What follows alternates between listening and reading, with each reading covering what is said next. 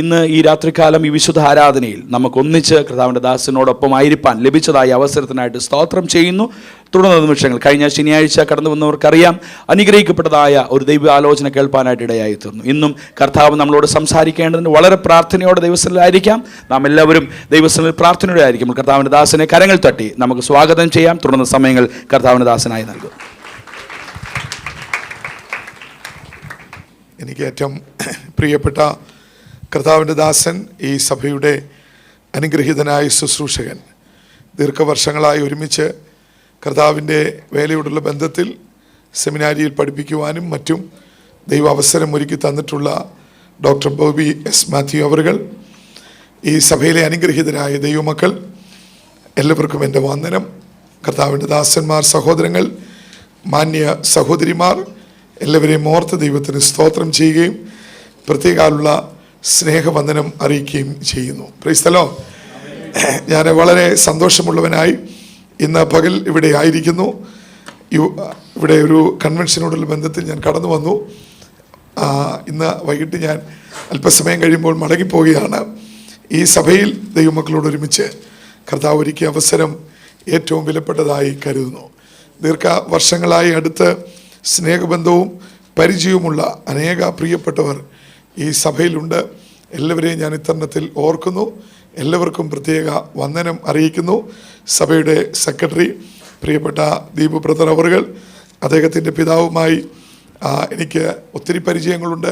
അനുഗ്രഹീതനായ ഒരു കർത്താവിൻ്റെ ദാസനായിരുന്നു പ്രിയ നൈനാൻ ബ്രദർ അവറുകൾ, പ്രിയപ്പെട്ട ബേബി ഡോക്ടർ അവറുകൾ, സജു ഡോക്ടർ, ജോജി ബ്രദറെ, അങ്ങനെ എല്ലാവരും, അജു ബ്രദറെ, എല്ലാവരെയും ഞാൻ ഇത്തരണത്തിൽ ഓർക്കുന്നു. എല്ലാവർക്കും സാജൻ ബ്രദറ്, പറയാൻ പല പേരുകളുണ്ട്. അവരെല്ലാവരും എനിക്ക് വളരെ പ്രിയമുള്ളവരാണ്. നയനൻ പാസ്റ്റർ, വാത്സല്യ അമ്മാമ, പ്രൈസ് ദി ലോർഡ്. അങ്ങനെ എല്ലാവരെയും ഞാൻ ഇത്തരണത്തിൽ ഓർക്കുന്നു, വന്ദനം അറിയിക്കുന്നു. ദീർഘമേറിയ ഒരു സമയം മുഖവരിയായി പറയുവാൻ നമ്മുടെ മുന്നിലില്ല. വളരെ വിലപ്പെട്ട ഒരു സമയമാണ്. അതുകൊണ്ട് എൻ്റെ എല്ലാ വാത്സല്യ പ്രിയപ്പെട്ടവർക്കും ഒരിക്കൽ കൂടി വന്ദനം അറിയിക്കുന്നു.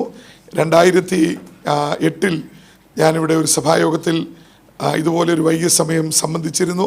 അന്ന് ഞാൻ ഓർക്കുന്നു 2008.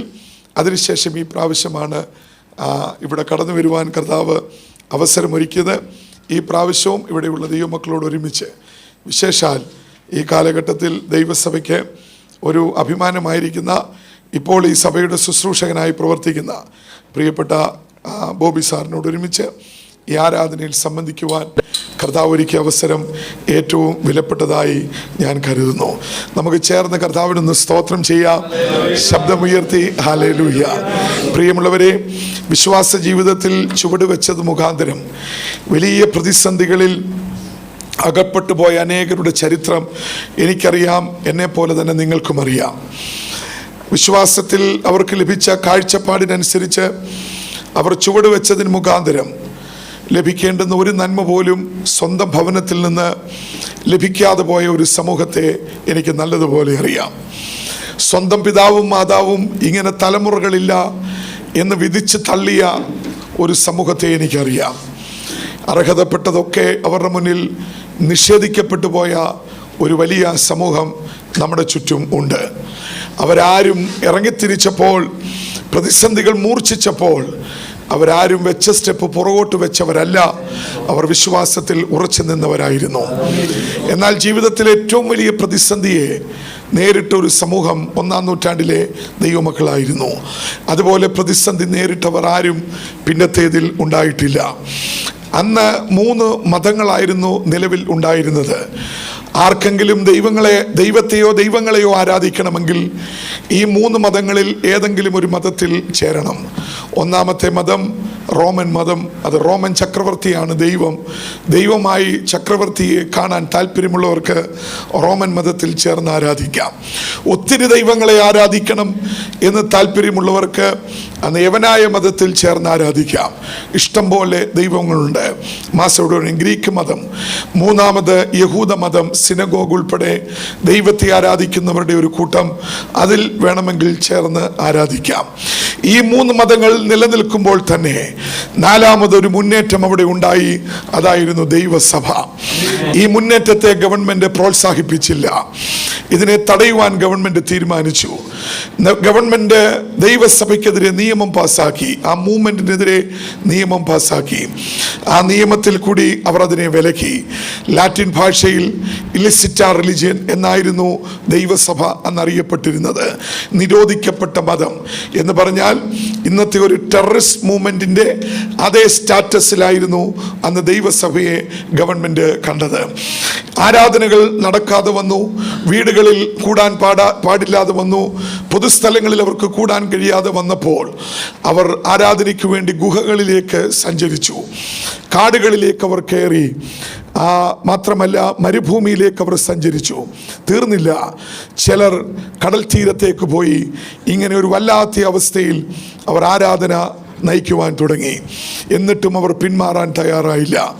വളരെ ബുദ്ധിമുട്ടിയും കഷ്ടപ്പെട്ട് ഗുഹകളിലും വനങ്ങളിലും കടൽ തീരത്തും മരുഭൂമിയിലും ആരാധനയ്ക്ക് ശേഷം, ഇത് രാത്രിയിലാണ്, പകല് പറ്റുകയില്ല, രാത്രിയുടെ ഏതെങ്കിലും ഒരു യാമം നോക്കി അവർ മടങ്ങി വീട്ടിലേക്ക് വരും.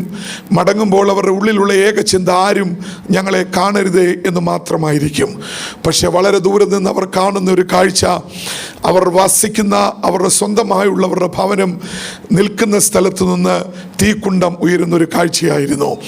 അപ്പോൾ ഇവർ അന്താളിച്ചു പോകും. എന്താണ് സംഭവം? വീട് കത്തുകയാ, വീട് നിന്ന് കത്തുകയാ. ഒന്നുകൂടി പറഞ്ഞാൽ, പകൽ ആൾ താമസമുള്ളതും രാത്രി ആൾ താമസമില്ലാത്തതുമായ വീടുകളെ ഗവൺമെന്റ് അന്ന് നോട്ടമിട്ടിട്ട് രാത്രിയിൽ ഇതിന് തീ കൊളുത്തുന്ന ഒരു രീതി അന്നവർ അവലംബിച്ചു. തീ കൊളുത്തി വീട് കത്തിത്തീരുമ്പോൾ ഈ സ്ഥലം, ഈ പ്രോപ്പർട്ടി ഗവൺമെന്റ് സീസ് ചെയ്യും, ഗവൺമെന്റ് പിടിച്ചെടുക്കും. ഇതായിരുന്നു അന്നത്തെ ഒരു രീതി. സ്വന്തം വീടും സാധന സാമഗ്രികളും ഒരു യോഗം കഴിഞ്ഞ് വരുമ്പോൾ ആളിക്കത്തുന്നത് കാണുമ്പോൾ പകച്ചു പോകുന്ന ഒരു സമൂഹമുണ്ട്. അടുത്ത് നിൽക്കുന്ന സഹോദരൻ തോളെ തട്ടി പറയും, ഭാരപ്പെടേണ്ട, എൻ്റെ വീടുണ്ടല്ലോ, എൻ്റെ വീട്ടിലേക്ക് പോരെ എന്ന് പറയും. ആ വീട്ടിലേക്ക് അവർ സഞ്ചരിക്കും.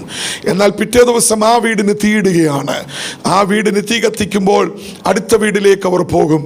എത്ര നാൾ ഇങ്ങനെ പോകാനാ? ഓരോ ദിവസവും അനേക വീടുകൾ ഇങ്ങനെ തകർക്കപ്പെട്ടു. സ്വന്തമായി വീടുകൾ ഉണ്ടായിരുന്നവർ, സ്വന്തം ദേശം അവകാശപ്പെടാൻ ഉണ്ടായിരുന്നവർ ഒരു സുപ്രഭാതത്തിൽ വട്ടപൂജ്യമായി മാറി. പുറത്തിറങ്ങാൻ കഴിയത്തില്ല, പാർക്കാൻ സ്ഥലമില്ല, ജോലികൾ നിഷേധിക്കപ്പെട്ടു, ബിസിനസ്സുകൾ തകർക്കപ്പെട്ടു. അങ്ങനെ വലിയൊരു പ്രതിസന്ധിയെ ആ സമൂഹം നേരിട്ടു. ഇവരുടെ സ്വന്തം ദേശം എന്ന് പറയുന്ന യെരുശലേം വിട്ട് ഇവർക്ക് മറ്റ് സ്ഥലങ്ങളിലേക്ക് പോകേണ്ടി വന്നു. അപ്പോൾ എല്ലാം നഷ്ടപ്പെട്ട് പരദേശികളായി അലയുക, എല്ലാം നഷ്ടപ്പെട്ടു. അലയേണ്ടുന്നൊരു അനുഭവം വന്നു. കാരണം അറ്റ്ലീസ്റ്റ് ജീവനെങ്കിലും സംരക്ഷിക്കുക എന്നുള്ള ലക്ഷ്യത്തോടു കൂടിയായിരുന്നു അവർ സ്വന്തം ദേശം വിട്ട് പലായനം ചെയ്തത്. ഈ വലിയൊരു സമൂഹത്തെ അന്ന് അഡ്രസ്സ് ചെയ്യേണ്ടുന്ന ഒരു ചുമതല ദൈവസഭയ്ക്കുണ്ടായി. പൗലോസുണ്ട്, പത്രോസുണ്ട്, യോഹന്നാനുണ്ട്, യാക്കോബുണ്ട്, പ്രഗത്ഭന്മാരായ ദൈവദാസന്മാരുണ്ട്. പൗലോസ് യൂറോപ്പിലേക്ക് തന്നെ പ്രവർത്തനം വ്യാപിപ്പിച്ചു കഴിഞ്ഞു. ഈ വലിയൊരു സമൂഹത്തെ അഭിസംബോധന ചെയ്യേണ്ടുന്ന ഉത്തരവാദിത്വം അന്ന് പത്രോസ് അപ്പോസ്തലൻ ഏറ്റെടുത്തു. ഇവരെ ഒന്ന് അഭിസംബോധന ചെയ്യണം. പോകട്ടെ, സാരമില്ല, പ്രാർത്ഥിക്കാം എന്നൊന്നും പറഞ്ഞാൽ പോരാ. കാതലായി ഇവരോട് ഇടപെട്ട് ഇവരെ വിശ്വാസത്തിൽ ഉറപ്പിച്ചു നിർത്തണം. അതായിരുന്നു ചുമതല. അതിനുവേണ്ടി നിയോഗം പ്രാപിച്ച ദൈവദാസൻ ആ നിയോഗത്തിൽ എഴുതിയ ലേഖനമാണ് പത്രോസ് എഴുതിയ 1-ാം ലേഖനം. ആ ലേഖനത്തിന്റെ പ്രാരംഭത്തിലെ 1-2 വാക്യങ്ങളിലേക്ക് നമുക്കെല്ലാവർക്കും നമ്മുടെ ശ്രദ്ധയൊന്ന് തിരിക്കാം. 1 പത്രോസ് 1-ാം അധ്യായം അതിൻ്റെ 1-ാമത്തെ വാക്യത്തിൽ നമ്മൾ ഇങ്ങനെ വായിക്കുന്നു: പൊന്തോസിലും ഗലാത്യയിലും, 1:1, പൊന്തോസിലും ഗലാത്യയിലും കപ്പദോക്യയിലും ആസ്യയിലും മിഥുനയിലും ചിതറിപ്പാർക്കുന്ന പരദേശികൾ. നോക്കിക്കേ, യെരുശലേമിൽ പാർത്തുകൊണ്ടിരുന്നവരുടെ വാസസ്ഥലങ്ങളെല്ലാം നഷ്ടപ്പെട്ടു. ഇപ്പോൾ ഇവർക്ക് പരിചയമില്ലാത്ത ദേശങ്ങളിൽ ഇവർ ചിതറിപ്പാർക്കുന്നു. വല്ലാത്തൊരു അനുഭവം, വല്ലാത്തൊരു പ്രതിസന്ധി ഈ സമൂഹം നേരിട്ടുകൊണ്ടിരിക്കുക. ഇവരെ എങ്ങനെ അഭിസംബോധന ചെയ്യണമെന്നുള്ളത് കഠിനമായ ഒരു വെല്ലുവിളി തന്നെയായിരുന്നെങ്കിലും അതിൻ്റെ 2-ാം വാക്യത്തിൽ പത്രോസ് അപ്പോസ്തലൻ ആത്മനിറവിൽ അവരോട് ഇടപെട്ടത് നമുക്ക് കാണാം. ആ ചിലരുടെ ബൈബിളിൽ 2 വലിയൊരു വാക്യമാണ് എങ്കിലും ചില ബൈബിളിൽ 2-ാം വാക്യം അതിൻ്റെ അവസാനത്തെ വാചകമാണ്. എൻ്റെ ബൈബിളിൽ അങ്ങനെയാ, 1:2, നിങ്ങൾക്ക് കൃപയും സമാധാനവും വർദ്ധിക്കുമാറാകട്ടെ. അങ്ങനെയാണ് തുടങ്ങുന്നത്, നിങ്ങൾക്ക് കൃപയും സമാധാനവും വർദ്ധിക്കുമാറാകട്ടെ. ഞാൻ ഒന്നുകൂടി തുറന്നു പറയാം, തകർന്നു പോകുന്നവനെ താങ്ങി നിർത്തുന്ന ദൈവശക്തിയുടെ പേരാ ദൈവകൃപ. ക്ഷീണിച്ചു പോകുന്നതിനെ ബലപ്പെടുത്തുന്ന ദൈവശക്തിയുടെ പേരാ ദൈവകൃപ. ഒരു സുപ്രഭാതത്തിൽ ശൂന്യതയിലേക്ക് എടുത്തെറിയപ്പെടുന്നതിനെ താങ്ങി നിർത്തുന്ന ദൈവശക്തിയുടെ പേരാ ദൈവകൃപ. അവിടെ പത്രോസ് ഉപയോഗിച്ചിരിക്കുന്ന ഒരു പദം ഇംഗ്ലീഷിലുണ്ട്, ഫുള്ളസ്റ്റ് മെഷർ. പൂർണ്ണ അളവിൽ ദൈവകൃപ അവരുടെ മേൽ വ്യാപരിക്കുമാറാകട്ടെ. എന്ത് മനോഹരമായിട്ടാ ആ വിഷയത്തിൽ അപ്പോസ്തലന്മാർ ഇടപെടുന്നത്. ഞാൻ ഒന്നുകൂടി തുറന്നു പറയാം പ്രിയമുള്ളവരെ, ജീവിതത്തിന്റെ ഏതെങ്കിലും മേഖലയിൽ ശൂന്യതയിൽ അകപ്പെട്ട അനുഭവങ്ങൾ നമ്മളിൽ ഉണ്ടെങ്കിൽ ഇന്ന് പകൽ ആ ശൂന്യതയെ നികത്തുന്ന ഒരു ദൈവശക്തിയുടെ വ്യാപാരം, ആ വ്യാപാരത്തിന്റെ പേരാ ദൈവകൃപ. ഒരു ശുശ്രൂഷ വേണ്ടെന്ന് വെച്ചാൽ ഒരു ദൈവദാസന്റെ ചരിത്രം ബൈബിളിലുണ്ട്. നടക്കാൻ വയ്യ, സഞ്ചരിക്കാൻ വയ്യ, പോകാൻ വയ്യ. അവസാനം ദൈവത്തോട് പ്രാർത്ഥിച്ചു, ഒരു അത്ഭുതം അങ്ങ് ചെയ്യണം, എന്നെ ഒന്ന് സഹായിക്കണം, എന്നെ ഒന്ന് വിടുവിക്കണം. പക്ഷേ കർത്താവ് ആ ദൈവദാസനെ വിടുവിച്ചില്ല. അതിന് പകരം ആ ദൈവദാസന്റെ മേൽ ചൊരിഞ്ഞ ദൈവശക്തിയുടെ പേരാ ദൈവകൃപ. പിന്നത്തേതിൽ അദ്ദേഹം തിരിഞ്ഞു നോക്കിയില്ല. അദ്ദേഹത്തിന്റെ ഏറ്റവും ആവേശം തരുന്നൊരു വാചകമുണ്ട്. എന്താ? എൻ്റെ പുറമേ ഉള്ളവൻ ക്ഷീണിച്ചാലും എൻ്റെ അകമേ ഉള്ളവൻ നാൾക്ക് നാൾ ബലപ്പെടും. കാരണം എന്താ? വ്യാപരിച്ചത് ദൈവത്തിന്റെ കൃപയാ, വ്യാപരിച്ചത് ദൈവത്തിന്റെ കൃപയാ. ഇനിയും അതിലെ കാതലായ ഒരു വാക്യത്തിലേക്ക് ഞാൻ എല്ലാവരുടെയും ശ്രദ്ധയൊന്ന് തിരിക്കാം. 1-ാം അധ്യായം അതിൻ്റെ 6-ാമത്തെ വാക്യവും 7-ാമത്തെ വാക്യവും നമ്മളൊന്ന് ശ്രദ്ധിക്കാൻ പോകുക. അതിൻ്റെ 6-ാമത്തെ വാക്യം, അതിൽ നിങ്ങൾ ഇപ്പോൾ അല്പനേരത്തേക്ക് നാനാ പരീക്ഷകളാൽ ദുഃഖിച്ചിരിക്കേണ്ടി വന്നാലും ആനന്ദിക്കുന്നു. ഒന്ന് ശ്രദ്ധിക്കണമേ, അതിൽ നിങ്ങൾ ഇപ്പോൾ അല്പനേരത്തേക്ക് നാനാ പരീക്ഷകളാൽ ദുഃഖിച്ചിരിക്കേണ്ടി വന്നാലും ആനന്ദിക്കുന്നു. എന്താ പ്രിയമുള്ളവരെ ആ പറഞ്ഞതിന്റെ അർത്ഥം? ഒന്നുകൂടി ഞാൻ വ്യക്തമാക്കാം. പരീക്ഷകളുടെ ദിവസം ചുരുക്കമാണ്, പക്ഷെ സന്തോഷത്തിന്റെ ദിവസം എണ്ണിയാൽ തീരത്തില്ല. ശോധനകളുടെ ദിവസങ്ങൾ എണ്ണിത്തീർക്കാം, പക്ഷെ വിടുതലിന്റെ ദിവസങ്ങൾ വർഷങ്ങളാ, എണ്ണിത്തീർക്കാൻ പറ്റത്തില്ല. വെല്ലുവിളികളുടെ ദിവസങ്ങൾ മാസങ്ങളേ ഉള്ളൂ, പക്ഷെ ജയത്തോടെ നടത്തുന്ന ദിവസങ്ങൾ അത് വർഷങ്ങളാ. Price the Lord. അതാ അതിലിപ്പോൾ നാനാ പരീക്ഷകളാൽ നിങ്ങൾ ദുഃഖിച്ചിരിക്കേണ്ടി വന്നാലും ആനന്ദിക്കുന്നു എന്ന് പറഞ്ഞാൽ ഒരു പരീക്ഷയും ഒരുവനെയും തളർത്തത്തില്ല. അതിന്റെ മുകളിൽ വ്യാപരിക്കുന്ന ഒരു ദൈവശക്തിയുണ്ട്. Hallelujah, hallelujah. ഒന്നുകൂടി പറഞ്ഞാൽ, നമ്മുടെ വേദനയുടെ ദിവസങ്ങൾ എണ്ണിത്തീർക്കുമ്പോൾ വിടുതലിന്റെ ദിവസങ്ങൾ എണ്ണിയാൽ തീരത്തില്ല. ബൈബിളിൽ ഒരു 126-ാം സങ്കീർത്തനത്തിൽ ഒരു മനോഹര വാക്യമുണ്ട്. ആ വാക്യം ഇങ്ങനെയാ: വിത്ത് ചുമന്ന് കരഞ്ഞും കൊണ്ട് പോയാൽ കറ്റ ചുമന്ന് ആർത്തും കൊണ്ടൊരു മടങ്ങി വരവുണ്ട്. ഒന്ന് ഓർക്കണേ, നൈൽ നദിയുടെ പശ്ചാത്തലമാ. നൈൽ നദി ഏത് സമയവും വെള്ളം പൊങ്ങും, രണ്ടു വശങ്ങളിലേക്കും അത് കവിയും. രണ്ടു വശങ്ങളിലും വയലുകളാണുള്ളത്, വയലുകളാണുള്ളത്. ഈ വയലുകളിൽ വിതയ്ക്കേണ്ടുന്ന ഒരു സീസൺ ഉണ്ട്. ആ സീസണിൽ വിതയ്ക്കണം, മാറ്റിവെക്കാൻ പറ്റുകയില്ല. കർഷക പശ്ചാത്തലത്തിൽ നിന്ന് വന്നവരാണല്ലോ ഇവിടെ ഇരിക്കുന്നത് നല്ലൊരു ഭാഗം ആൾക്കാരും. സീസണിൽ അത് വിതയ്ക്കണം. പക്ഷെ ഈ സീസണിൽ ഇത് മൂടിക്കിടക്കിയ വെള്ളം എങ്ങനെ വിതയ്ക്കും? കാത്തിരിക്കുന്ന ബിസിനസ്സുകാരാ, അല്ലെങ്കിൽ ഇതിന്റെ ബിസിനസ് അല്ലെങ്കിൽ വരുമാനം വിതച്ചില്ലെങ്കിൽ അടുത്ത സീസണിൽ പട്ടിണിയാകും. ഇങ്ങനെ ചിന്തിക്കുന്ന ഈ കർഷകർ ആ വിത്തുമായി ഈ വയലിലേക്ക് വരുന്ന ഒരു രംഗത്തിൽ അവർ കാണുന്നത് വയലല്ല, മൂടിക്കിടക്കുന്ന വെള്ളക്കെട്ടുകളാ. കാരണം നൈൽ കരകവിഞ്ഞ് നിൽക്കുക. Price the Lord. കരകവിഞ്ഞ് നിൽക്കുക. ഈ വെള്ളക്കെട്ടുകൾ അവർ കാണുമ്പോൾ സ്വന്തം സ്ഥലം ഏതെന്ന് അവർക്ക് തിരിച്ചറിയാൻ കഴിയത്തില്ല. കാരണം വെള്ളം മൂടിക്ക് നിൽക്കുക. അവരുടെ ഉള്ളു തകരും. ഞാൻ വിതയ്ക്കുന്നത് വെറുതെയാണോ? ഇതിന്റെ ഒരു ഫലം എനിക്കുണ്ടാകുമോ? ഇതിന്റെ ഒരു മറുപടി എനിക്ക് കിട്ടുമോ? ഞാൻ ഈ വിതയ്ക്കുന്നത് കൊണ്ട് ഗുണം വല്ലതും ഉണ്ടാകുമോ എന്നവരുടെ ഉള്ള് ഒന്ന് പ്രയാസപ്പെടുമ്പോൾ കണ്ണിൽ ഒരു തുള്ളി കണ്ണുനീർ പൊടിക്കും. കാരണം അവർക്കറിയാം, കണ്ണുനീരിന്റെ ശക്തിയെ ജയിപ്പാൻ ഒന്നിനും കഴിയത്തില്ല. Praise the Lord. Hallelujah. ആ കണ്ണുനീരിന്റെ ശക്തിയിൽ നൈൽ നദിയിലെ വെള്ളമോളം തട്ടി നിൽക്കുന്ന നീലം തങ്ങളുടെ സ്വന്തമാണോ എന്ന് പോലും തിരിച്ചറിയാത്ത ഒരനുഭവത്തിൽ വിത്തിനകത്തേക്ക് കൈകയറ്റിയിട്ട് അവർ കരഞ്ഞും കൊണ്ട് വാരി വിതറുന്ന ഒരു അനുഭവമുണ്ട്. കരഞ്ഞും കൊണ്ട് വാരി വിതറുന്ന ഒരു അനുഭവം. വിതറി ഒരു തുള്ളി കണ്ണുനീര് അതിന്റെ മേൽ പൊഴിച്ചിട്ടവർ മടങ്ങി നടക്കും, തിരിച്ചു പോകും. എന്നാൽ നൈൽ നദി എന്നും കവിഞ്ഞൊഴുകത്തില്ല. ഒരു സുപ്രഭാതത്തിൽ വെള്ളമിറങ്ങും. വെള്ളമിറങ്ങുമ്പോൾ തങ്ങളുടെ വയൽ എങ്ങനെ ഉണ്ടെന്നറിയുവാൻ വേണ്ടി ഈ കർഷകൻ രണ്ടാമതൊരു വരവ് വരും. ആ വരവിൽ അദ്ദേഹം കാണുന്നത് ഉണങ്ങിയ നിലത്ത് പൊട്ടിമുളച്ച് നിൽക്കുന്ന ചില നാമ്പുകളെ അദ്ദേഹം കാണും. ആ നാമ്പുകൾ കാണുമ്പോൾ ഉള്ളം തുടിക്കും, ഞാൻ വിതറിയത് വെറുതെയായില്ലല്ലോ. ആറ്റുനോറ്റ് കാത്തിരിക്കുമ്പോൾ ഈ നാമ്പുകൾ മുളച്ചു വരും. ഒരു സുപ്രഭാതത്തിൽ നെൽമണികൾ അതിനെ മുളച്ചു വരും. നെൽമണികൾ കൊണ്ട് ഈ നാമ്പുകൾ നിറയും. ആവേശത്തോടെ അദ്ദേഹം വീണ്ടും കാത്തിരിക്കും.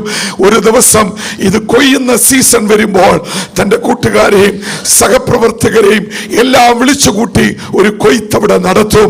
ആ വിളവെടുപ്പിന് ശേഷം കറ്റകൾ ചുമന്ന് തലയിൽ വെച്ചുകൊണ്ട് പോകുമ്പോൾ ഓർക്കുന്ന ഒരു ദിവസമുണ്ട്. കണ്ണുനീരിൽ വിതച്ച ഒരു ദിവസം, കണ്ണുനീരിൽ വിതച്ച ഒരു ദിവസം. ആ ദിവസത്തെ ഓർക്കുമ്പോൾ തലയിൽ ചുമന്നുകൊണ്ട് പോകുന്ന ആർത്തു നിൽക്കുന്ന കറ്റകളെ കാണുമ്പോൾ അവർ ഒരുമിച്ച് സന്തോഷിച്ച് ദൈവത്തിൽ ഉല്ലസിക്കും. അതാ ബൈബിൾ പറയുന്നത്, കരയുന്ന ഒരു ദിവസമുണ്ടെങ്കിൽ അതിന് ഇരട്ടി ആനന്ദിക്കുന്ന ഒരു ദിവസം തരാൻ കഴിവുള്ളവൻ ഇന്ന് രാത്രി ഇവിടെ വന്നിട്ടുണ്ട്. എല്ലാവരും അല്പസമയം കർത്താവിനെ ഒന്ന് സ്തുതിച്ചാട്ടെ. ഹല്ലേലൂയ. എന്റെ ശബ്ദത്തിന് സാരമായ തടസ്സമുണ്ട്. ഞാൻ വളരെ സ്ട്രെയിൻ എടുത്താണ് സംസാരിക്കുന്നത്. അതുകൊണ്ട് എല്ലാവരും എൻ്റെ കൂടെ ഒന്ന് നിൽക്കുവാൻ ദൈവനാമത്തിൽ ഓർപ്പിക്കുന്നു. ഞാൻ ഒന്നുകൂടി പറയാം, ഒരു തുള്ളി കണ്ണുനീര് പൊഴിച്ച് എവിടെയൊക്കെ ദൈവപ്രവൃത്തിക്ക് വേണ്ടി ഒരാഗ്രഹം നമ്മളിൽ ഉണ്ടാകുമോ, ഇന്നല്ലെങ്കിൽ നാളെ അതിന്റെ മേൽ തന്റെ ശക്തി അയക്കുന്ന ഒരു ദൈവം ഇവിടെ എഴുന്നള്ളി വന്നിട്ടുണ്ട്. അതുകൊണ്ട് ഞാൻ പലപ്പോഴും പറയാറുണ്ട്, ഒരു സ്തോത്രം പറയാനേ കഴിയത്തുള്ളെങ്കിലും ഉള്ളിൽ തട്ടിയ സ്തോത്രം അങ്ങ് പറഞ്ഞോടാം. നാളെ അതിന്റെ പേരിൽ ഒരു കൊയ്ത്ത് തരുന്നവൻ ഇന്ന് രാത്രി ഇവിടെ വന്നിട്ടുണ്ട്. Price the Lord. പാടാൻ അറിയത്തില്ലെങ്കിലും അറിയാവുന്നത് പോലെ പാടിക്കോണം. നാളെ അതിന്റെ പേരിൽ ഒരു കൊയ്ത്ത് തരുന്നവൻ ഇവിടെ വന്നിട്ടുണ്ട്. ദൈവസന്നിധിയിൽ എങ്ങനെയൊക്കെ താഴ്ത്താമോ അങ്ങനെയൊക്കെ അങ്ങ് സമർപ്പിച്ചോണം. നാളെ അതിന്റെ പേരിൽ നമ്മളെ മാനിക്കുന്ന ഒരു ദൈവം ഇന്ന് രാത്രിയിൽ ഇവിടെ വന്നിട്ടുണ്ട്. ഹല്ലേലൂയ. അതുകൊണ്ട് ഞാൻ ഒന്നുകൂടി പറയാം, ദുഃഖിച്ച ദിവസങ്ങൾ ചുരുക്കമാ, പക്ഷെ മറുപടിയുടെ ദിവസങ്ങൾ ശ്രേഷ്ഠമാ. Praise the lord. ഹല്ലേലൂയ. അതുകൊണ്ട് വേദനിക്കുന്ന ദിവസങ്ങളെ കണ്ട് പതറരുത് ദൈവമക്കളെ. ശൂന്യതയുടെ ദിവസങ്ങളെ കണ്ട് ക്ഷീണിച്ചു പോകരുത്. വെല്ലുവിളികളുടെ ദിവസങ്ങളെ കണ്ട് തളർന്നു പോകരുത്. ഇതിന് തക്കവണ്ണം ഒരു മറുപടി. അതിനെനിക്ക് ഇഷ്ടപ്പെട്ടത് മോശയുടെ ഒരു മറുപടിയാ. 90-ാം സങ്കീർത്തനത്തിലെ മോശയുടെ ഒരു വാക്യം നമുക്ക് കാണാതെ അറിയാം. എന്താ? വളരെ മനോഹരമേറിയ മോശയുടെ 90-ാം സങ്കീർത്തനത്തിലെ ആ വാക്യം അറിയാവുന്നവർ ഒന്ന് ചേർന്ന് പറയാം. ക്ലേശിപ്പിച്ച ദിവസങ്ങൾക്കും അനർത്ഥം അനുഭവിച്ച സംവത്സരങ്ങൾക്കും തക്കവണ്ണം നീ ഞങ്ങളെ ജീവിപ്പിക്കുന്ന ദൈവമാ. ഇന്ന് പകൽ തലമുറകളെ നോക്കി പറ, അവൻ ജീവിപ്പിക്കുന്ന ദൈവമാ. ശരീരത്തെ നോക്കി പറ, അവൻ ജീവിപ്പിക്കുന്ന ദൈവമാ.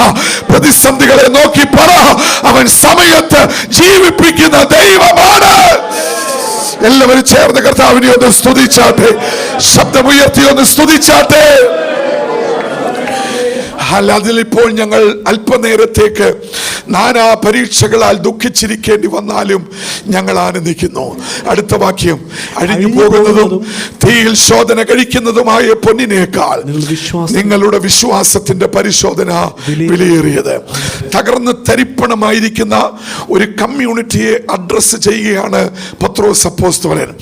ഇനിയും ജീവിതത്തിൽ ഒരു മടങ്ങിവരവ് ഉണ്ടാകുമോ എന്ന് സംശയിച്ച് നിൽക്കുന്ന ഒരു കമ്മ്യൂണിറ്റിയാണ് അദ്ദേഹം അഡ്രസ് ചെയ്യുന്നത്. അദ്ദേഹം അവരോട് സംസാരിക്കുമ്പോൾ ഈ വാക്യങ്ങളിൽ അടങ്ങിയിരിക്കുന്ന ഒരു കാതലായ ആശയം അത് ഇത്രയേ ഉള്ളൂ: ദൈവം അറിയാതെ ഒന്നും സംഭവിക്കത്തില്ല. 2, ദൈവം അറിഞ്ഞ് സംഭവിക്കുന്നതിനെ എങ്ങനെ പരിഹരിക്കണമെന്ന് ദൈവത്തിന് അറിയാം. ഇന്ന് പകൽ ഒന്ന് വിശ്വസിക്കാൻ പറ്റുമോ? എന്നെ എൻ്റെ ദൈവം അറിയുന്നു. എത്ര പേർ വിശ്വസിക്കുന്നുണ്ട്? എന്നെ എൻ്റെ കർത്താവ് അറിയുന്നു. Price the Lord. നമ്മൾ ഇന്ന് പകൽ ഉറപ്പിച്ച് മടങ്ങേണ്ടുന്ന അറിവ്, ഞാൻ ഒറ്റയ്ക്കല്ല, എൻ്റെ കർത്താവ് കൂടെ ഉണ്ട്. ആരിവിടെ കൂടെ ഉണ്ടെന്ന് പറഞ്ഞിട്ടും ഒരു കാര്യവുമില്ല. കുടുംബത്തിൽ നമുക്ക് എത്രയോ പേരുണ്ട്. ഭാര്യ കാണും, ഭർത്താവ് കാണും, മക്കൾ കാണും, മാതാപിതാക്കൾ കാണും. എന്നാലും എപ്പോഴൊക്കെയോ നമുക്ക് തോന്നിയിട്ടില്ലേ നമ്മൾ ഒറ്റയ്ക്കായി പോയെന്ന്? ഏതെങ്കിലും ഒരു മണ്ഡലത്തിൽ നമ്മൾ ചിന്തിച്ചിട്ടില്ലേ, ഞാൻ തനിയായി പോയല്ലോ എന്ന്? എല്ലാവരും ഉണ്ട്, പക്ഷെ ആരുമില്ല എന്ന് നമുക്ക് ചില തോന്നലുകൾ ഉണ്ടായിട്ടില്ലേ? ആ തോന്നൽ എനിക്കുണ്ടായിട്ടുണ്ട്, ഇവിടെ ഇരിക്കുന്ന നമുക്കുണ്ടായിട്ടുണ്ട്. അറ്റ്ലീസ്റ്റ് ഏതെങ്കിലും ഒരു ഓപ്പറേഷൻ തിയേറ്ററിലേക്കോ ഒരു ICUവിലേക്കോ ഒരു സ്ട്രക്ചറിൽ കിടത്തി നമ്മളെ ആരെങ്കിലും പരിചയമില്ലാത്തവർ തള്ളി അതിന്റെ തണുപ്പിനകത്തേക്ക് കയറ്റുമ്പോൾ നമ്മൾ തിരിച്ചറിഞ്ഞൊരു സത്യമാ, അയ്യോ ഞാൻ ഒറ്റയ്ക്കായി പോയല്ലോ. കൂടെ 100 പേരുകൾ പല അവസരങ്ങളിലും ഉണ്ടായിരിക്കും, പക്ഷെ എവിടെയെങ്കിലും നമ്മൾ ഒറ്റയ്ക്കായി പോയിട്ടുണ്ട്. എന്നാൽ ഇന്ന് പകൽ ഒരുവൻ ഇവിടെ വന്നിട്ടുണ്ട്. അവന്റെ പ്രത്യേകത, ഒറ്റയ്ക്കായി പോകുന്നവരെ അടുക്കൽ വന്ന് അവൻ ബലപ്പെടുത്തുവാൻ തയ്യാറുള്ളവനായി ഇന്ന് പകൽ അവൻ ഇവിടെ വന്നിട്ടുണ്ട്.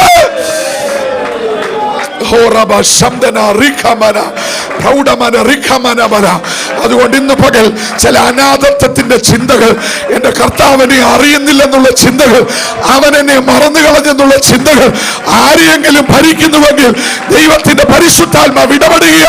തനിയെ അല്ല, അവൻ കൂടെ ഉണ്ട്.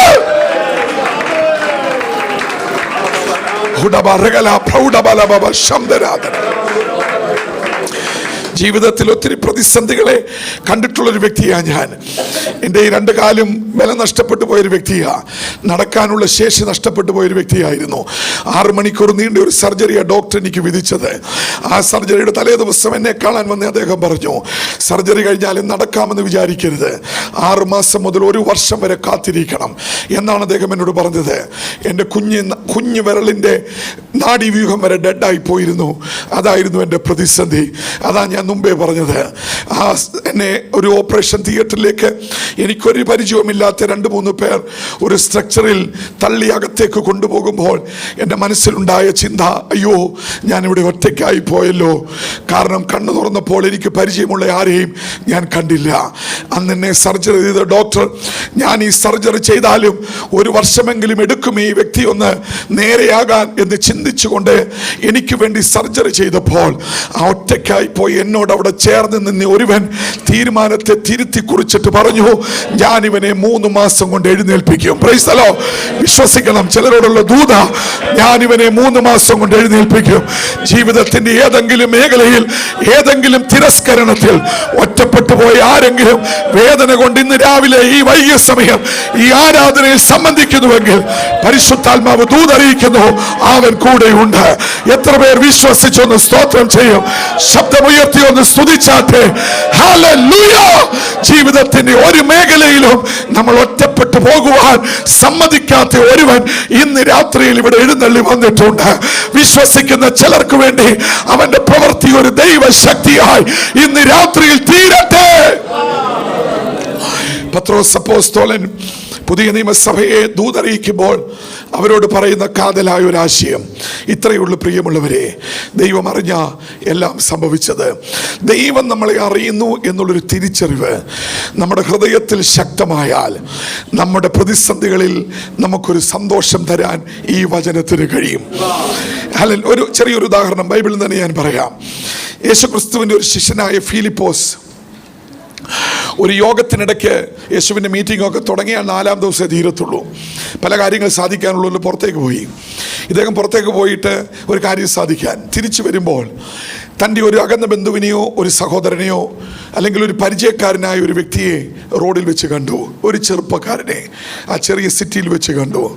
ഇവർ തമ്മിൽ കുശലാന്വേഷണം നടത്തി കഴിഞ്ഞപ്പോൾ ബൈബിളിൽ നമ്മൾ വായിക്കുന്നത് യോഹന്നാന്റെ സുവിശേഷം 1-ാം അധ്യായം, എടുക്കണ്ട, ഞാൻ പറഞ്ഞു നിർത്താം.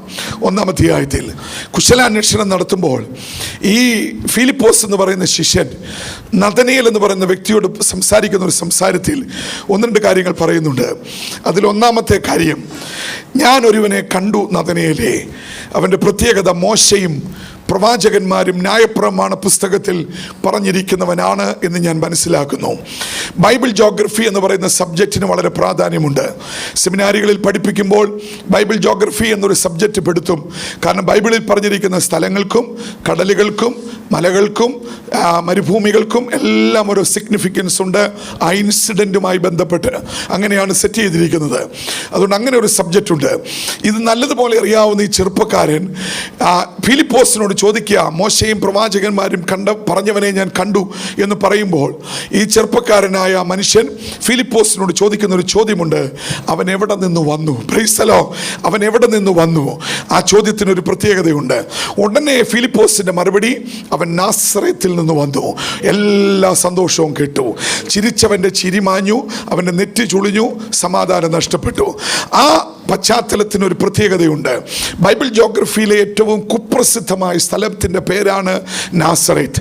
നസറത്ത് പോലെ കുപ്രസിദ്ധമായ ഒരു സ്ഥലം ഈ പുസ്തകത്തിൻ്റെ മറ്റ് സ്ഥലങ്ങളിലില്ല. അതിനൊരു പ്രത്യേകതയുണ്ട്. ടെററിസ്റ്റ് മൂവ്മെൻറ്റുകളാണ് ഈ പട്ടണത്തെ നിയന്ത്രിക്കുന്നത്. ഗലീല മലനിരകളിൽ ചുറ്റിയാണ് നാസറേത്ത് പട്ടണം. ബർബാസിൻ്റെ നേതൃത്വത്തിലുള്ള അതിപ്രഗത്ഭരായ ടെററിസ്റ്റുകൾ, ഒളിപ്പോരാളികൾ അടക്കി വാഴുന്ന മലനിരകളിലെ ഒരു ഗ്രാമമാണ് ഈ നാസറേത്ത്. ഇവിടെ നിന്ന് കേൾക്കുന്ന വാർത്തകൾ എന്തൊക്കെയാണെന്നറിയാമോ? കൊല്ലപ്പെട്ടു, ആക്രമിക്കപ്പെട്ടു, പിടിച്ചു പറിക്കപ്പെട്ടു, കവർച്ചകൾ നടത്തി. ഈ വാർത്തകളാണ് ഇവിടെ നിന്ന് കേൾക്കുന്നത്, എപ്പോഴും പുറത്തു വരുന്നത്. ഇവിടെ എപ്പോഴും ഇങ്ങനെയുള്ള പ്രശ്നങ്ങൾ ഉള്ളതുകൊണ്ട് റോമൻ പട്ടാളം 2 ബറ്റാലിയനെ അവിടെ സ്റ്റേ ചെയ്യിച്ചിരിക്കുക. നാസറത്തിൽ ഉണ്ടാകുന്ന പ്രശ്നങ്ങൾ പുറത്തേക്ക് വരരുത്. ഇത് ഫിലിപ്പോസിനും അറിയാം, നഥനയേലിനും അറിയാം. നാസറത്ത് എന്നുള്ള പദം കേട്ടപ്പോൾ അതുകൊണ്ട് നഥനയേലിന് നെറ്റി ചുളിഞ്ഞിട്ട് ഫിലിപ്പോസിനോട് ഒരു ചോദ്യം ചോദിക്കുന്നുണ്ട്, നാസറേത്തിൽ നിന്ന് നന്മ വല്ലതും വരുമോ? Price the Lord.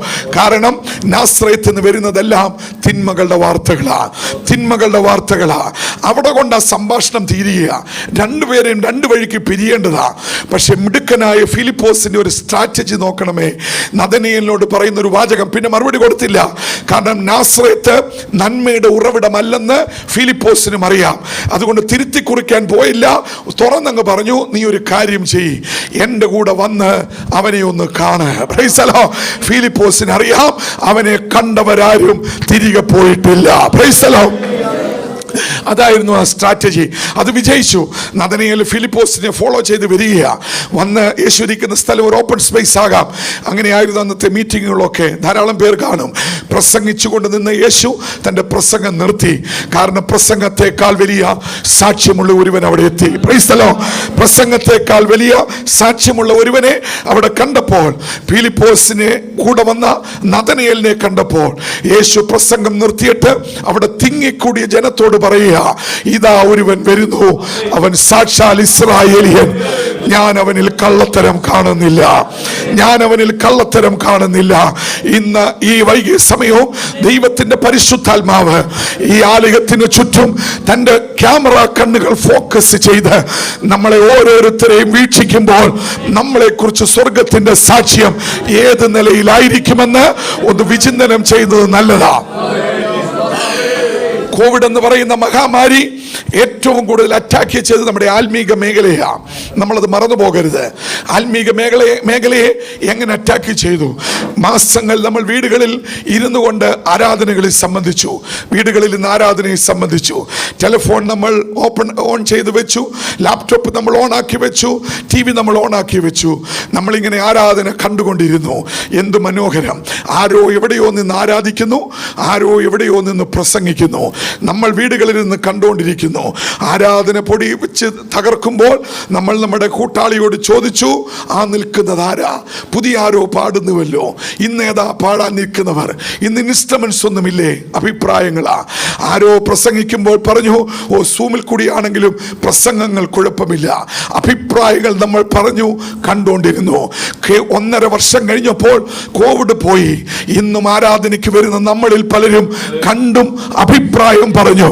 ഒരു പരുവത്തിലായിരിക്കുന്ന ആത്മീക മണ്ഡലങ്ങളെ ഇന്ന് പകൽ തുടച്ചു മാറ്റിയിട്ട് കാണുന്നതിനേക്കാൾ ആരാധിക്കുന്നവരുടെ ഒരു കൂട്ടം നമ്മുടെ ഇടയിൽ എഴുന്നേൽക്കണം. കേൾക്കുന്നതിനേക്കാൾ സ്തുതിക്കുന്നവരുടെ ഒരു കൂട്ടം നമ്മുടെ എഴുന്നേൽക്കണം. കാഴ്ചക്കാരെ കൊണ്ട് നമ്മുടെ സഭകൾ നിറഞ്ഞിരിക്കുമ്പോൾ ദുബായ് ചർച്ച് ഓഫ് ഗോഡിൽ കാഴ്ചക്കാരുടെ എണ്ണത്തേക്കാൾ ആരാധിക്കുന്നവരുടെ എണ്ണം വർദ്ധിക്കണം, സ്തുതിക്കുന്നവരുടെ എണ്ണം വർദ്ധിക്കണം. പരിശുദ്ധാത്മാവ് ഇന്ന് പകൽ ഒരു വെല്ലുവിളി ഇവിടെ ഉയർത്തുക. കാഴ്ചക്കാരെ ദൈവത്തിന് ആവശ്യമില്ല, ആരാധിക്കുന്ന ഒരു സമൂഹം ഇവിടെ എഴുന്നേൽക്കട്ടെ. സ്തുതിക്കുന്ന ഒരു സമൂഹം ഇവിടെ എഴുന്നേൽക്കട്ടെ. ഞാൻ വളരെ വേദനയോടെ പറയുക, കണ്ടോണ്ടിരിക്കുന്നവർ ഇന്ന് നമ്മുടെ സമൂഹത്തിൽ വർദ്ധിക്കുക. എന്നാൽ ഇവിടെ ഇരിക്കുന്ന ആരെയും കണ്ടോണ്ടിരിക്കാൻ അവൻ വിളിച്ചവരല്ല. ഞാൻ മനസ്സിലാക്കിയ ഒരു സത്യം പറയാം.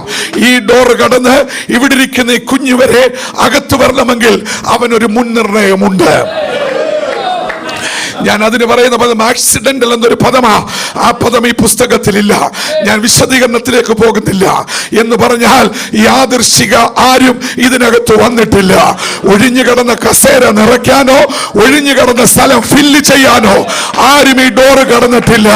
ഈ ഡോറ് കടന്നവരെ കുറിച്ച് അവനൊരു നിർണയമുണ്ട്. എല്ലാവരും കർത്താവിനെ ഒന്ന് സ്തുതിച്ചാട്ടെ. റമനോ ശബ്ദന റിഖമന. അബദ്ധത്തിൽ ആരും ഇതിനകത്ത് വന്നിട്ടില്ല. വേറെ പണിയില്ലാത്തത് കൊണ്ട് ആരും ഇതിനകത്ത് വന്നിട്ടില്ല. അങ്ങനെ ഉള്ളവരെ കുറിച്ച് സ്വർഗത്തിന് ചില പദ്ധതികൾ ഉണ്ട്.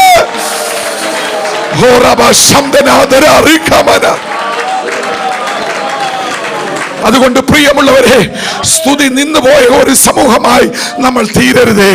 ആരാധനയുടെ ശക്തി കുറഞ്ഞുപോയ ഒരു സമൂഹമായി നമ്മൾ തീരരുതേ. എല്ലാം അറിയുന്നവൻ ഇന്ന് പകൽ ഇവിടെ വന്നിട്ടുണ്ട്. യേശു ക്രിസ്തു നമ്മുടെ രക്ഷ സംബന്ധിച്ചതിന്റെ കാര്യം കൂടി ഇതിനകത്ത് അടങ്ങിയിരിക്കുന്നത് ഞാൻ പറഞ്ഞു നിർത്താം. യേശു ക്രിസ്തു നഥനയേലിനെ വിവേചിച്ചപ്പോൾ നഥനയേൽ പോലും സ്വപ്നം കാണാത്ത ഒരു വാചകമായി യേശു പറഞ്ഞത്, ഇതാ നിൽക്കുന്നു യഥാർത്ഥ ഇസ്രായേലിയൻ, ഞാൻ ഇവനിൽ കള്ളത്തരം കാണുന്നില്ല. യേശു ക്രിസ്തുവിനോട് നഥനയേൽ തിരിച്ചൊരു ചോദ്യം ചോദിക്കുക, നമ്മൾ തമ്മിൽ ഇതിനു മുമ്പ് കണ്ടിട്ടില്ലല്ലോ, പിന്നെ നീ എങ്ങനെ എന്നെ കുറിച്ചൊരു അഭിപ്രായം പറയും?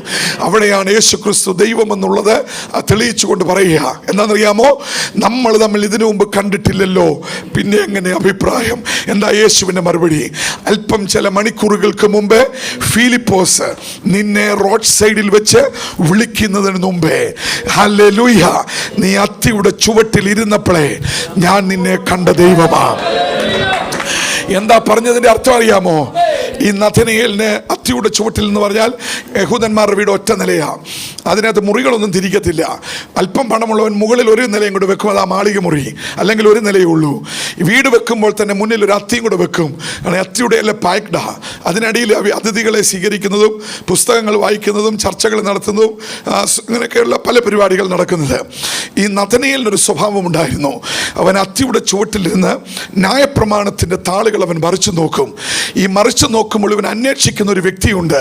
ആ വ്യക്തിയുടെ പേരാ മശിഹ. Praise the lord. മശിഹ, അവനെ കുറിച്ച്. അപ്പോൾ മശിഹ വരുമെന്നും എവിടെ നിന്ന് വരുന്നുവെന്നും നഥനയേലിന് അറിയാം. ദൈവത്തിന്റെ പുത്രനായ ക്രിസ്തു സ്വർഗത്തിൽ നിന്ന് വരുന്നവൻ മശിഹ. യഹൂദന്മാർ പ്രതീക്ഷയോടെ കാത്തിരിക്കുന്ന മശിഹയെ കുറിച്ച് ഒരു മുന്നറിവ് നഥനയേലിനുണ്ടായിരുന്നു. ഈ മുന്നറിവ് ഉണ്ടായിരുന്നത് കൊണ്ടാണ് മോശയും പ്രവാചകന്മാരും പറഞ്ഞിരിക്കുന്നവനെന്ന് പറഞ്ഞപ്പോൾ എടുത്തു ചോദിച്ചു, അവൻ എവിടെ നിന്ന് വരുന്നു? നാസറേത്ത് എന്ന് കേട്ടപ്പോഴാണ് നഥനയേലിന്റെ മനസ്സ് മടുത്തത്.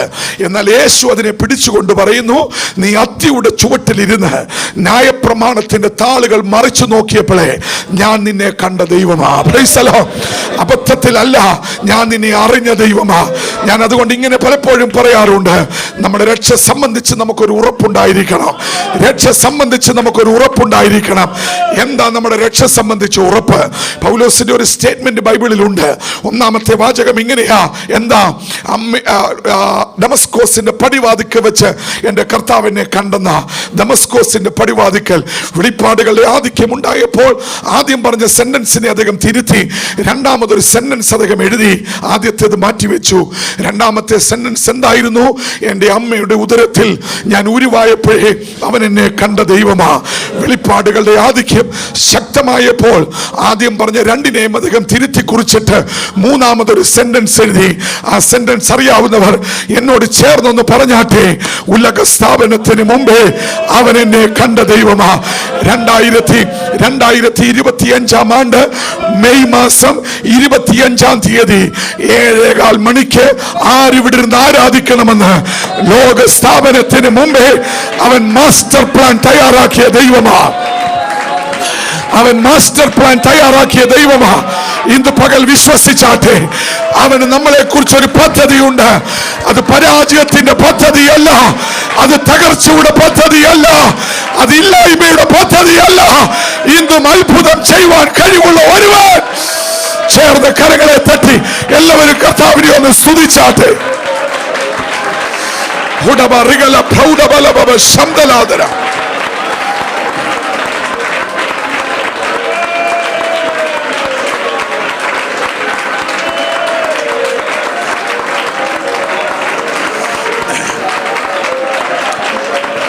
ഹല്ലേലൂയ. പ്രിയമുള്ളവരെ, തിന്മയുടെ വാർത്തകൾ മാത്രം പുറത്തു വരുന്ന നാസറേത്തിൽ നിന്ന് സകല നന്മകളുടെയും ഉറവിടമായ ക്രിസ്തു വന്നുവെങ്കിൽ ഇന്ന് പകൽ ഞാനൊരു ദൂത് പറയാം. ഒരു തിന്മയും നമ്മുടെ അവസാനമല്ല. അവിടെ അത്ഭുതം ചെയ്യുവാൻ കഴിവുള്ള ഒരുവനുണ്ട്. തിന്മകളുടെ പേരിൽ സമൂഹം എഴുതിത്തള്ളിയ നാസറേത്തിൽ നിന്ന് ലോകത്തിന്റെ നന്മ ഉത്ഭവിച്ചുവെങ്കിൽ, തിന്മയുടെ പേരിൽ ആരും സ്ഥലം മേടിക്കാത്ത നാസറേത്തിൽ നിന്ന് ലോകത്തിന്റെ രക്ഷകൻ പുറത്തു വന്നുവെങ്കിൽ, ഏതെങ്കിലും മേഖലയിൽ ഒരു ശൂന്യത അനുഭവിക്കുന്നുവെങ്കിൽ അതിന്റെ മേൽ അത്ഭുതം ചെയ്യുവാൻ കഴിവുള്ള നന്മയുടെ ഉറവിടം ഇന്ന് രാത്രി ഇവിടെ വന്നിട്ടുണ്ട്. ഒന്ന് ഏറ്റെടുക്കാമോ? ഏറ്റെടുത്ത് ഇന്ന് രാത്രി ഒരു ജയത്തോടെ നമ്മൾ മടങ്ങാൻ പോകുക. ചില തിന്മകളുടെ മേൽ സ്വർഗം കർത്തൃത്വം നടത്തട്ടെ. ചില വെല്ലുവിളികളുടെ മേൽ സ്വർഗം കർത്തൃത്വം നടത്തട്ടെ. ചില ശൂന്യതകളുടെ മേൽ സ്വർഗം കർത്തൃത്വം നടത്തട്ടെ.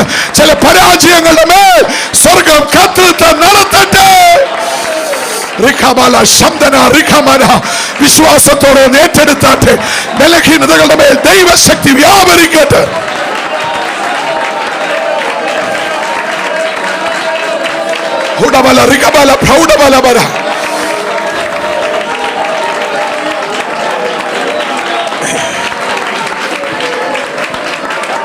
അതുകൊണ്ട് പ്രിയമുള്ളവരെ, തിന്മകളുടെ മുന്നിൽ പതറരുത്. തിന്മകളുടെ ശബ്ദത്തിന് മുന്നിൽ തളർന്നു പോകരുത്. നാസറേത്തിൽ നിന്ന് നന്മ വന്നുവെങ്കിൽ, ആ നന്മ നമ്മുടെ ദൈവമാണെങ്കിൽ, ഇന്ന് രാത്രിയിലും അവൻ ചില പ്രവർത്തികൾ ചെയ്യും. അതെന്നിൽ സംഭവിക്കട്ടെ. തിന്മകളുടെ കേന്ദ്രത്തിൽ നന്മയുടെ ഉറവിടം എഴുന്നേറ്റുവെങ്കിൽ, വിശ്വസിക്കുന്ന ചിലർക്ക് വേണ്ടി തകർന്നിരിക്കുന്ന ചില മണ്ഡലങ്ങളിൽ ഒരു അത്ഭുതം ചെയ്യുവാൻ കഴിവുള്ള ഒരുവൻ ഇവിടെ വന്നിട്ടുണ്ട്. അവന്റെ പേരാ യേശു ക്രിസ്തു. എല്ലാവരും ചേർന്ന് കർത്താവിനെ ഒന്ന് സ്തുതിക്കാം. ഞാൻ എൻ്റെ വാക്കുകൾ ഉപസംഹാരത്തിലേക്ക് വരുമ്പോൾ ഒരു വാക്യം കൂടി ഞാൻ എല്ലാവരുടെയും ശ്രദ്ധയിൽ ഒന്ന് കൊണ്ടുവന്ന് നിർത്താം. ആ വാക്യം 37-ാം സങ്കീർത്തനം 5-ാം വാക്യം. എല്ലാവരും ആ വാക്യം ഒന്ന് ശ്രദ്ധിക്കണം. Psalms 37:5, 37-ാം സങ്കീർത്തനം 5-ാം വാക്യം. നിന്റെ വഴി 37:5, നിന്റെ വഴി യഹോവയെ ഫലമേൽപ്പിക്കുക, അവനിൽ തന്നെ ആശ്രയിക്കുക, അവനത് നിർവഹിക്കും. Price the Lord. നോക്കിക്കേ, എന്ത് മനോഹര വാക്യം. വഴി എന്ന് പറയുന്നത് യാത്ര തുടങ്ങുന്ന സ്ഥലത്ത് നിന്ന് എത്തിച്ചേരേണ്ടുന്ന സ്ഥലത്തിൽ എത്തിക്കുന്നതാ വഴി. സത്യത്തിൽ തുടങ്ങുന്ന സ്ഥലത്തെക്കാളും എത്തിച്ചേരേണ്ടുന്ന സ്ഥലത്തെക്കാളും നമ്മൾ പ്രാധാന്യം കൊടുക്കേണ്ടത് വഴിക്കാ. കാരണം വഴി തെറ്റിയാൽ ലക്ഷ്യം എത്തിച്ചേരത്തില്ല, എവിടെയോ കൈവിട്ടു പോകും. ഈ വഴിയാണ് നമ്മുടെ ആരാധന, ഈ വഴിയാണ് നമ്മുടെ സ്തുതി, ഈ വഴിയാണ് ദൈവസന്നിധി. ഇവിടെ നമ്മൾ വഴി തെറ്റിപ്പോയാൽ അവിടെ നമ്മൾ എത്തത്തില്ല. അതുകൊണ്ട് ഇന്ന് പകൽ ദൈവാത്മാവ് സംസാരിക്കുന്നു. നിന്റെ വഴി യഹോവയെ ഫലമേൽപ്പിക്കുക. അടുത്ത വാചകം, അവനിൽ തന്നെ ആശ്രയിക്കുക, അവനിൽ തന്നെ ആശ്രയിക്കുക. ചിലരോട് ദൈവാത്മാവ് സംസാരിക്കുന്നു. He will do it for you. അവൻ നിനക്ക് വേണ്ടി ചിലത് ചെയ്യാൻ പോകുക. വിശ്വസിച്ചോ, ഏറ്റെടുക്കാമോ? വഴിതെറ്റിപ്പോയാൽ പിന്നെ നമ്മളെ രക്ഷിക്കുവാൻ ആർക്കും കഴിയത്തില്ല. വഴിതെറ്റിപ്പോകാൻ സാധ്യതയുള്ളൊരു മണ്ണിലാണ് ജീവിക്കുന്നത്. ഇംഗ്ലണ്ടിലെ മഞ്ഞ് പെയ്യുന്ന ഒരു രാത്രിയിൽ ഒരു ട്രെയിനിൽ ഒരമ്മയും കുഞ്ഞും കയറി. ഈ അമ്മയെന്ന് പറയുന്ന ഒരു കൊച്ചു പ്രായം കുറഞ്ഞ ഒരു യുവതിയാണ്. ഒരു കുഞ്ഞുമായി കയറി. ഒരു ചെറിയ പേപ്പർ കഷ്ണം കയ്യിലുണ്ട്. അതിനകത്തൊരു സ്ഥലത്തിൻ്റെ പേരുണ്ട്. ആ സ്ഥലത്താണ് പോകേണ്ടത്, പക്ഷേ സ്ഥലം അറിയത്തില്ല. ട്രെയിനിൻ്റെ മിഡിൽ ഭാഗത്തിലെത്തി സീറ്റിൻ്റെ അങ്ങേയറ്റത്തിരിക്കുന്ന മനുഷ്യനെ അവൾ വിളിച്ചുണർത്തി. സാർ, ഈ സ്ഥലമാണ് എനിക്ക് പോകേണ്ടത്, സ്ഥലം എനിക്കറിയത്തില്ല, സാർ എന്നെ ഒന്ന് സഹായിക്കണം. അദ്ദേഹം വായിച്ചിട്ട് പറഞ്ഞു, നോ പ്രോബ്ലം, ഞാൻ എപ്പോഴും പോകുന്ന റൂട്ടാ, നീ അവിടെ നിന്ന് കുഞ്ഞുമായിട്ട് ഉറങ്ങിക്കോ, സമയമാകുമ്പോൾ ഞാൻ നിന്നെ വിളിക്കാം. അവൾക്ക് സന്തോഷമായി. കുഞ്ഞിനെ മാറോടണച്ച് ആ പെൺകുട്ടി അവിടെ ഇരുന്ന് ഉറങ്ങി. അല്പ ദൂരം ഓടി അർദ്ധരാത്രി കഴിഞ്ഞു. അർദ്ധരാത്രി കഴിഞ്ഞപ്പോൾ ഈ മനുഷ്യൻ അവളെ ഉണർത്തി. നിനക്കിറങ്ങേണ്ടുന്ന സ്റ്റേഷൻ അടുത്ത സ്റ്റേഷനാ, ഇത് കഴിഞ്ഞുള്ള സ്റ്റേഷനിൽ നീ ഇറങ്ങണം, അതാണ് നിന്റെ സ്റ്റേഷൻ. ഇവിടെ നിന്ന് പുറകു വരെ പോകാൻ പറ്റത്തില്ല, കുഞ്ഞും സാധനവുമായി ചെല്ലുമ്പോൾ ട്രെയിൻ വിടും. അതുകൊണ്ട് നീ ഒരു കാര്യം ചെയ്യ്, കുഞ്ഞും നിന്റെ ഈ ബാഗുമായി പുറകിൽ പോയിരിക്കണം, ട്രെയിൻ അടുത്ത് നിർത്തുമ്പോൾ നീ ഇറങ്ങിക്കോ, അതാണ് നിന്റെ സ്റ്റേഷൻ. അവൾ ഒത്തിരി നന്ദി പറഞ്ഞ് പുറകിലേക്ക് പോയി. അദ്ദേഹം ഒന്ന് ഉറങ്ങാൻ ആരംഭിച്ചു, കാരണം ഇതുവരെ ഉറങ്ങിയില്ലായിരുന്നു. അദ്ദേഹം ഉറങ്ങാൻ ആരംഭിച്ചു. അല്പദൂരം ഈ ട്രെയിൻ ഓടിക്കഴിഞ്ഞ് നിന്നു. അപ്പോൾ അദ്ദേഹം വിചാരിച്ചു അവളുടെ സ്റ്റേഷൻ സ്റ്റേഷനെത്തി, അവൾ ഇറങ്ങിക്കാണും, കുഴപ്പമില്ല. എന്നാൽ വീണ്ടും ഈ ട്രെയിൻ നീങ്ങിക്കഴിഞ്ഞ് കുറച്ച് ദൂരം കൂടെ പോയി രണ്ടാമത് വീണ്ടും ഒന്നുകൂടി നിന്നു. അദ്ദേഹത്തിനൊരു സംശയം തോന്നി, ഇങ്ങനൊരു സ്റ്റേഷനില്ല. ഷട്ടർ പൊക്കി നോക്കിയപ്പോൾ അവൾക്ക് ഇറങ്ങേണ്ടുന്ന സ്റ്റേഷനിലാണ് ഇപ്പോൾ ട്രെയിൻ നിൽക്കുന്നത്. അദ്ദേഹം അലറിക്കൊണ്ട് ട്രെയിനിൽ നിന്ന് ചാടി ഇറങ്ങി. എഞ്ചിൻ ഡ്രൈവറുടെ അടുക്കലേക്ക് കൂടെ, അയ്യോ എന്തിനാ അല്പം മുമ്പ് ഈ ട്രെയിൻ നിർത്തിയത്? അദ്ദേഹം പറഞ്ഞു, മഞ്ഞ് ഭയങ്കരമായിരുന്നു, ട്രാക്ക് കണ്ടില്ല, അതുകൊണ്ട് ഞങ്ങളൊന്ന് നിർത്തി, ഉടനെ വിട്ടല്ലോ. അയ്യോ, ആ സ്ത്രീയും കുഞ്ഞും ഇറങ്ങിപ്പോയത് കൊടുങ്കാറ്റിലായി പോയല്ലോ. പിറ്റേ ദിവസത്തെ റെയിൽവേ പ്രൊട്ടക്ഷൻ ഫോഴ്സ് കണ്ടെത്തിയത് ചത്ത് വിറങ്ങലിച്ച് കിടക്കുന്ന അമ്മയും കുഞ്ഞുമായിരുന്നു. എന്ത് പറ്റി? വഴി അറിയാമായിരുന്നു, ട്രെയിൻ കറക്റ്റായിരുന്നു, സ്ഥലത്തിൻ്റെ പേരും അറിയാമായിരുന്നു, വഴി അറിയാവുന്നവർ കൂടെ ഉണ്ടായിരുന്നു. പക്ഷെ എവിടെയോ അവൾക്ക് വഴി തെറ്റിപ്പോയി. ഇവിടെ നമ്മളെ ആരെല്ലാം വഴി കാണിച്ചാലും എവിടെയെങ്കിലും അത് പിഴയ്ക്കും. എന്നാൽ യഹോവയിൽ തന്നെ ആശ്രയിക്കുക, യഹോവയിൽ തന്നെ ആശ്രയിക്കുക. അവൻ ചിലത് നമുക്ക് വേണ്ടി നിർവഹിക്കാൻ പോകുക. ഇന്ന് രാത്രി എത്ര പേർ വിശ്വസിച്ച് ദൈവസന്നിധിയിൽ നിന്ന് സമർപ്പിക്കും? ഞാൻ വിശ്വസിക്കുന്നു, ചില രോഗങ്ങളുടെ മേൽ സ്വർഗം ഇടപെടുന്ന ഒരു രാത്രിയാ, ചില പ്രതിസന്ധികളുടെ മേൽ സ്വർഗം ഇടപെടുന്ന ഒരു രാത്രിയാ, ചിലരുടെ വിഷയങ്ങളിൽ കർത്താവ് ഒരു അത്ഭുതം ചെയ്യാൻ പോകുക. ആഗ്രഹിക്കുന്ന ചിലരോട് ദൈവാത്മാവ് ഇടപെട്ടുകൊണ്ടിരിക്കുക. ഞാൻ വിശ്വാസത്തോടെ പറയട്ടെ, ഇന്ന് രാത്രിയിൽ ചിലരെ സ്വർഗം തൊടുന്ന സമയമാ. ഒരു വാക്കിൽ പ്രാർത്ഥന ആഗ്രഹിക്കുന്നവർ നിങ്ങളുടെ കരമൊന്ന് ഉയർത്തിപ്പിടിച്ചാട്ടെ, ധൈര്യമായി ഉയർത്തിപ്പിടിച്ചാട്ടെ. ഇടവും വലവും ഒന്നും നോക്കണ്ട, ധൈര്യത്തോടെ ഉയർത്തിപ്പിടിക്ക്. സ്വർഗീയ പിതാവേ, അങ്ങയുടെ ദാസന്മാരായി ഞങ്ങൾ അങ്ങയുടെ കൃപയിൽ ശരണപ്പെട്ട് ഐക്യമത്യപ്പെട്ട് ജനത്തിന് വേണ്ടി പ്രാർത്ഥിക്കുന്നു. അങ്ങയുടെ മുറിവുള്ള കരത്തിന്റെ സ്പർശനം ഈ ജനം അറിയട്ടെ. ചില പ്രതിസന്ധികൾ വഴിമാറട്ടെ.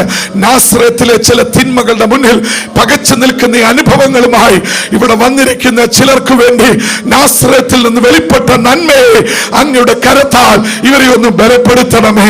ചില രോഗങ്ങൾ യേശുവിന്റെ നാമത്തിൽ സൗഖ്യമാകട്ടെ. ചില ഹൃദയ രോഗങ്ങൾ വിട്ടുമാറട്ടെ. ചില സ്പൈനൽ കോഡിന്റെ പ്രശ്നങ്ങൾ സൗഖ്യമാകട്ടെ. ചില ഉദര രോഗങ്ങൾ സൗഖ്യമാകട്ടെ. ഓ റബ ശന്തന റിഖമന, ചില ലിവർ പ്രോബ്ലങ്ങൾ സൗഖ്യമാകട്ടെ. ചില മൈഗ്രെയിനുകൾ യേശുവിന്റെ നാമത്തിൽ സൗഖ്യമാകട്ടെ. ചില അലർജി രോഗങ്ങൾ യേശുവിന്റെ നാമത്തിൽ സൗഖ്യമാകട്ടെ. വിശ്വസിക്കുന്നവരിൽ വ്യാപരിക്കുന്ന ദൈവശക്തിയാൽ അത്ഭുതം നടക്കുമെന്നുള്ള അങ്ങയുടെ വചനത്തിൽ വിശ്വസിച്ചുകൊണ്ട് ഞങ്ങൾ ഒരുമിച്ച് പ്രാർത്ഥിക്കുമ്പോൾ ചില അത്ഭുതങ്ങൾ യേശുവിന്റെ നാമത്തിൽ. കരങ്ങളെ തട്ടി എല്ലാവരും കർത്താവിനെ ഒന്ന് ആരാധിച്ചാട്ടെ. അന്യഭാഷയിൽ ശബ്ദമുയർത്തി എല്ലാവരും ഒന്ന് ഏൽപ്പിച്ചു കൊടുക്കാം. നമ്മുടെ നാവിനെ ഒന്ന് വിട്ടുകൊടുക്കാം. ആത്മശക്തി നമ്മൾ ജ്വലിക്കട്ടെ. ദൈവം പ്രവർത്തിച്ച ശരീരങ്ങളുടെ മേൽ ശക്തിയോടെ കരകളടിച്ച് ദൈവത്തിന്റെ മകത്തെ കരേറ്റിയാട്ട്. Hallelujah, praise the lord, praise the lord. Hallelujah. ദൈവവചനത്തിന്റെ ശക്തിയാൽ ഈ ജനം വിടുവിക്കപ്പെടുവാനായി പ്രാർത്ഥിക്കുന്നു കർത്താവേ.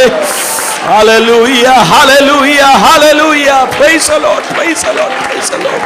Praise the Lord, hallelujah. അനുഗ്രഹിക്കപ്പെട്ടതായ നിലയിൽ ദൈവത്തിന്റെ വചനം നമ്മളോട് ഇടപെടുവാനായിട്ട് ഇടയായി തീർന്നല്ലോ. കേൾക്കപ്പെട്ട വചനത്തിന് മുമ്പാകെ നമ്മളെ തന്നെ സമർപ്പിക്കാം.